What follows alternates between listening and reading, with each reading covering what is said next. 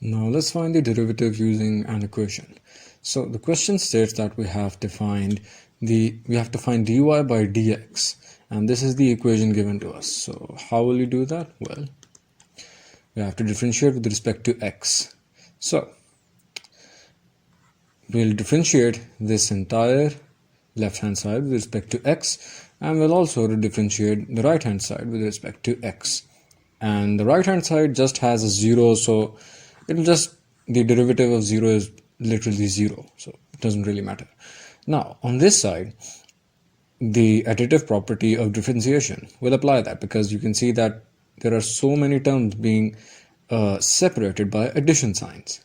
So every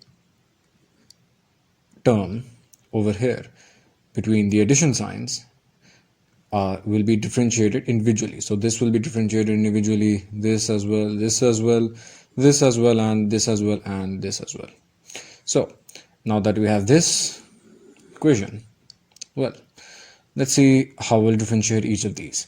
Now differentiating a term with just an x term in it with respect to x is just literally just simple. So for example, this 4x squared just becomes 8x into the derivative of this x. So you just get 4 into 2x, because the derivative of x is just 1. So 4 into 2 is 8, so this is just 8x. Now what about this term? Well, this is a bit complicated. The 2h over here will be treated as a constant, because only x and y terms will be differentiated, since the requirement is dy by dx, no h term over here. So this 2h will be taken outside, it will just remain as a constant coefficient, and inside we'll have this. Now what have we done here? Well, when you have to differentiate xy with respect to x, that is just equal to, basically, first of all, you will apply the product rule over here, x into y. So first you'll differentiate you'll differentiate y, and you'll multiply that with x, and then you'll differentiate x, and then you'll multiply that with y. So to differentiate x with respect to x, that's just simple. That just gives you 1. So that's just 1, and then you'll multiply that with y, so 1 into y, plus, now you'll differentiate y and multiply that with x. So x just remains as it is, and that will be multiplied with the derivative of y with respect to x. We do not know the derivative of y with respect to x, so that will just be written down as dy by dx, because that is what we have to find. And that, as you can see, that is what we've done here. There is a proof for this as well, but we'll not really go into that. Now you have this term, by square. Now, how will you do that? There is a y square term over here. Now, you can see that over here we just wrote dy by dx, because we do not know what dy by dx is. But if it was y square, what will we do then? Well, over here in this particular part, b is a constant, so that will be taken as a coefficient. And what have we done here? Well,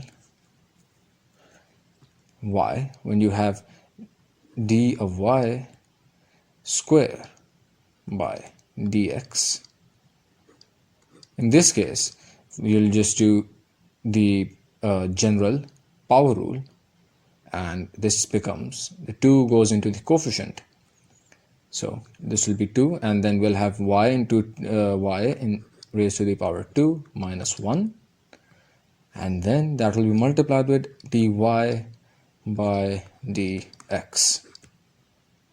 Simple, really, because this will just lead to 2y and the derivative of this y, so 2y into dy by dx. Now remember, we do not know what dy by dx is, so that will just come down as it is.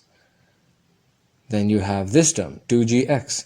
The 2g is a constant, so it will go into the coefficient, and then you'll have to differentiate this x, and the derivative of x is x, with the derivative of x with respect to x is just 1.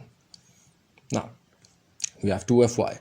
2f is a constant, and the derivative of y with respect to x is just dy by dx. Simple. We've discussed that earlier, how this happens. And then you'll have d of c over dx, and c is a constant, and the derivative of a constant is just 0. Now, once you do all the calculations, this is what you get in the end. Now we have to find dy by dx. So you have this term, and this term. They are not being multiplied by dy by dx, so they will be added separately in this bracket. And then you have this term, and this term. They have dy by dx being multiplied, so you'll take them on one side, and then you'll take dy by dx common, being multiplied with every term over here. So you'll take this bracket to the right hand side, and it becomes negative, and then you'll divide it by this bracket to get dy by dx. And then you can take 2 common from each of these, from this numerator as well and this denominator as well. So you get this, and then you can cancel out these 2, and you get this in the end. So this is the result of dy by dx from the equation that was given to us, and this is basically what we call the method that we applied here is called basically implicit